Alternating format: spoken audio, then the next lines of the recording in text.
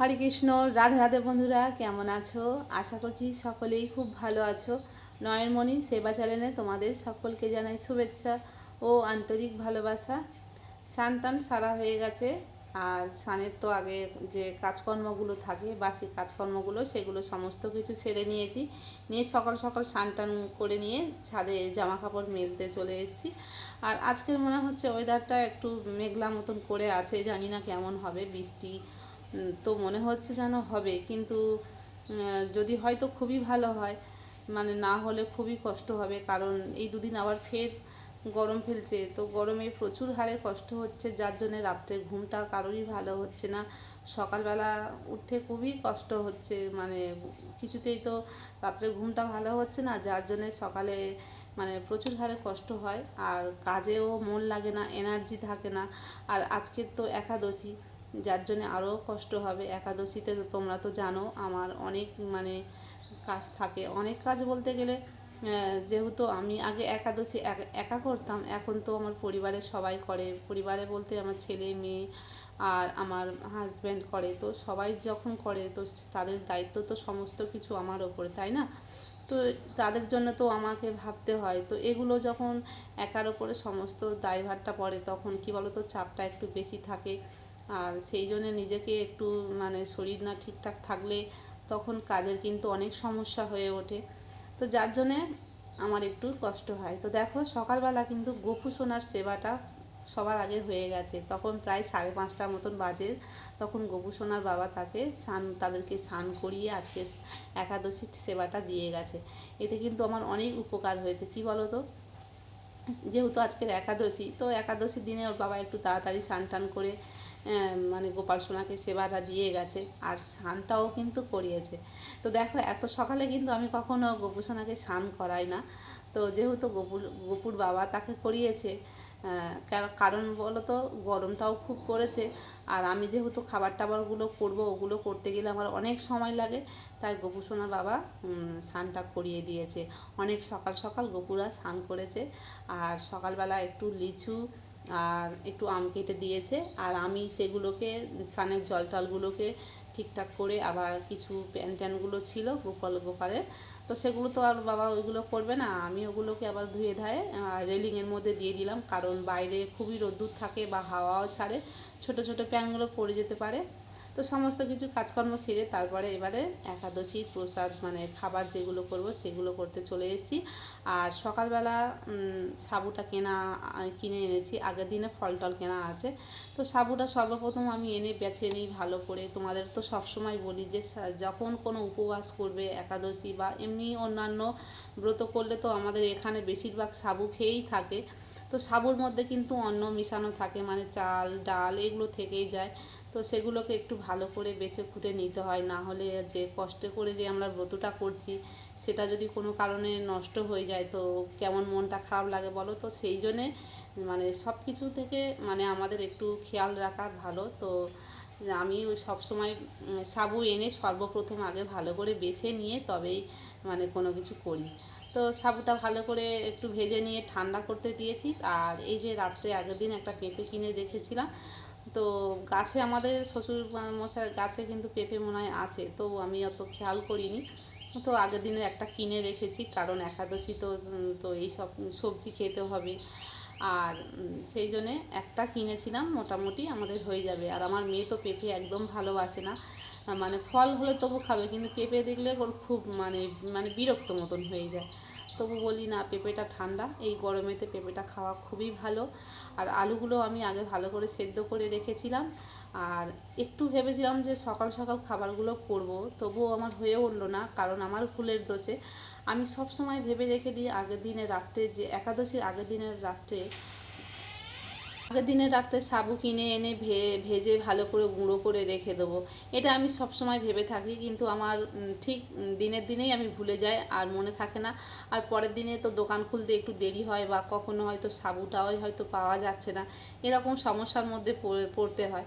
তো আজকের একটু তাড়াতাড়ি করার চেষ্টা করেছিলাম, যে অনেকটা মানে সকালবেলা বলতে গেলে 10টার আগে আমি খাবারগুলো করে নেব। তবুও আমার খুব একটা হয়ে উঠলো না, কারণ এইসব খাবার করতে গেলে কিন্তু অনেকটা সময় লাগে।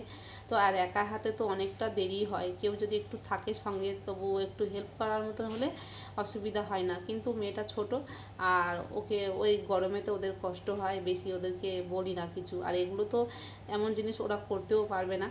তো যাই হোক, শুধু সাবুটা মেয়েকে বলেছিলাম যে আমি ভেজে দিয়েছিলাম যে একটু গুঁড়ো করে দিতে, তো মিক্সারে একটু গুঁড়ো করে দিয়েছে।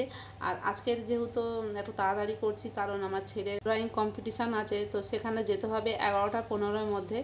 তো স্কুলের ওখানে আছে, তো সেই জন্য তাড়াতাড়ি করছি, কারণ একাদশীতে তো আমার ছেলে মেয়েকে বাইরে কিছু খাওয়াই না, আর কষ্টও হবে। তো তার জন্য তাড়াতাড়ি করছি, বাচ্চারা তো অতক্ষণ উপোস করে থাকতে পারবে না। আর সকালবেলা একটু লিচু আর আম ওর বাবা দিয়ে গেছিলো প্রসাদ, সেটা একটু খেয়েছে। আর তবুও এগুলো খেলে কী হবে বলো তো, পরোটাটা খেলে ওদের একটু পেটটা ভারী থাকবে। আমরা বড়রা ফল খেয়ে সহ্য করে থাকতে পারবো, বা ঠিকই আছে, আমাদের উপোসটা করে আমরা থাকতে আমাদের কোনো অসুবিধা হয় না। কিন্তু বাচ্চাদের কি বলো তো, উপোস করে থাকলে ওদের কষ্ট হয়, ওরা খিদেটা যেন ওদের বেশি ঘন ঘন পায়। তো সেই জন্য তাড়াতাড়ি করে করছি। দেখো, মিষ্টি আলু দিয়ে আর পেঁপে সেদ্ধ করে রেখেছিলাম, আলুও সব কিছুই সেদ্ধ করে একসঙ্গে একটু ফোড়ন দিয়ে, জিরে ফোড়ন দিয়ে, কাঁচা লঙ্কা দিয়ে বসিয়ে দিয়েছি, আর একটু সন্তক লবণ দিয়েছি। যে তরকারিটা করে নিয়েছি, তরকারিটা একটু বেশি হয়েছে, আর বেশি করেই করে নিচ্ছি, কারণ দুবেলা খাবে। তো আর এদিকে আলু আর সাবু গুঁড়ো করে ভালো করে একটু মাখিয়ে এটাকে পরোটা করে নেব।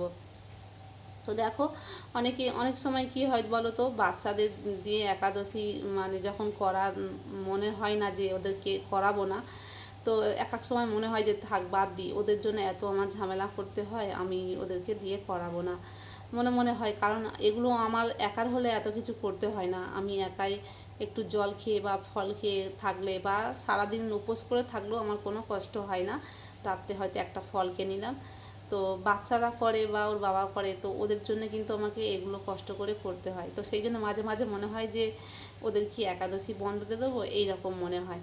কিন্তু দেখো, বিশ্বাস করো, যখন আমার মনে ওঠে না যে একাদশী ব্রত না করলে যে পাপগুলো হয়, তো সেই সব পাপের কথাগুলো যখন আমার মনে হয়, তো তখন আমি মনে মনে ভাবি যে আমি এত কিছু এই একাদশীটা ব্রতটা করছি, তো আমার পাপ থেকে আমি বাঁচার জন্য করছি, তাহলে কেন আমি আমার সন্তানদের পাপে ভুক্ত করাবো, বা আমার স্বামীকে কেন করাবো।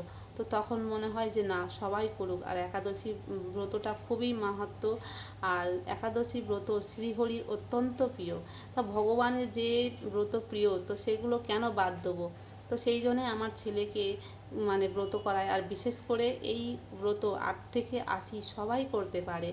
একাদশী ব্রতর যে মাহাত্ম্য যে বইটা আছে, সেই বইটা পড়ি আমি যখন, তখন আমার ভীষণ ভয় লাগে। কারণ মানে এই যে পাপ পুরুষ নামে যে মানে ভগবানের যে সৃষ্টি, যে পাপ পুরুষ, তো তার মধ্যে যে কত রকম পাপ মানে থাকে, তো সেই একাদশী ব্রত না করলে সেই পাপ পুরুষ কিন্তু আমাদের শরীরের মধ্যে প্রবেশ করে, আর আমাদের সমস্ত ভালো কর্মকে নষ্ট করে দেয়। তো সেই জন্যে একাদশীটা করলে সেই পাপ পুরুষ আমাদের কোনো কিছু সেটাকে নষ্ট করতে পারে না। তো সেই বিনষ্টর জন্য আমাদের একাদশী ব্রত অবশ্যই মানে করতে হবে। তো তাই ছোটো থেকে আমার বাচ্চাদেরকে এখন থেকে অভ্যেস করাচ্ছি, যাতে ওরা বড় হয়েও এই একাদশী ব্রত সারা জীবন যাতে করতে পারে। তো ছোটো থেকে অভ্যেস করানো সব সময় ভালো, সব কিছুতেই ছোটো থেকে অভ্যেসটা থাকলে বড় হয়ে মানে সেই একই পদ্ধতি তারা শিখে থাকবে। তো দেখো, আমি এখন সমস্ত কাজকর্ম সেরে নিয়ে আর ভগবানকে প্রসাদ লাগিয়ে, তার একাদশীর প্রসাদ পেয়ে ছেলে মেয়েদেরকে দিয়ে খাইয়ে সব কিছু করে নিয়ে আমি তারপরে একাদশীর যে মাহাত্ম্যটা, রোহিণী একাদশী, এই বৈশাখ মাসের শুক্লপক্ষে, তো সেই একাদশীর মাহাত্ম্য আমি এখন পড়ব, আর আমার ছেলে মেয়েদেরকেও শ্রবণ করাবো। তো প্রত্যেকেই তোমরা একাদশী করো, মানে 8 থেকে 80 সবাই করতে পারে, সধবা বিধবা সবাই। মানে গঙ্গা স্নানের যেরকম কোনো বাধা বিধি নেই, নিষেধ নেই, মানে গঙ্গা স্নানে যেরকম সবাই স্নান করতে পারে, সেরকম একাদশী ব্রত ওরকম প্রত্যেকেই করতে পারে। এমনকি যারা গর্ভবতী মায়েরা আছে বা তারাও করতে পারে। মানে একাদশী ব্রত মানে ভঙ্গ করা সবথেকেই মানে কি বলবো, খুবই খারাপ। অনেকেই বলে আমার এই অসুবিধা হয়েছে, বাড়ির ওই প্রবলেম, এই সেই, নানান রকমের মানে দেখিয়ে তারা একাদশীর দিনকে অন্ন মানে খেয়ে থাকে। তো সেই দিনে কিন্তু মানে অন্ন স্পর্শ করা মানে সবথেকে আরও বরঞ্চ বিপদ। তো সেই জন্য প্রত্যেকেই একাদশী ব্রত করো। আর আমার একাদশী ব্রত সমস্ত দিনটাই মানে মানে ভগবানের কাছে প্রার্থনা করি যেন সারা জীবন আমি যতদিন বেঁচে থাকবো, যতই মানে আমার শরীর খারাপ হোক, যাই হোক, যা কিছু হোক, আমিও যেন একাদশী ব্রত করতে পারি। আর আমার পরিবারের যেন সবাইকে আমি একাদশী ব্রতটা মানে করাতে যেন সক্ষম হই, এটাই আমি ভগবানের কাছে সবসময় প্রার্থনা করব। তো সারাদিনের ভিডিওটা তোমাদেরকে দেখালাম, একাদশীর ব্রত করেও তোমাদেরকে দেখালাম, আর একাদশীর মাহাত্ম্যটা আমি পড়ে নিলাম। তো কেমন লাগলো তোমরা কিন্তু অবশ্যই করে কমেন্ট করে জানিও বন্ধুরা। আর হ্যাঁ, তোমরা যারা আমার চ্যানেলটিকে এখনও পর্যন্ত যারা সাবস্ক্রাইব করে নাওনি, চ্যানেলটিকে এখনই সাবস্ক্রাইব করে নেবেন, পাশে থাকা বেল আইকনটিকে ক্লিক করে নেবেন, যাতে আমি নতুন ভিডিও পোস্ট করলে তোমাদের ফোনের সঙ্গে সঙ্গে নোটিফিকেশান পৌঁছে যেতে পারে। তো এই পর্যন্ত ভিডিওটি শেষ করছি। আগামীকাল আবার একটা নতুন ভিডিও নিয়ে আসবো। এই রাধে রাধে, হরি বল।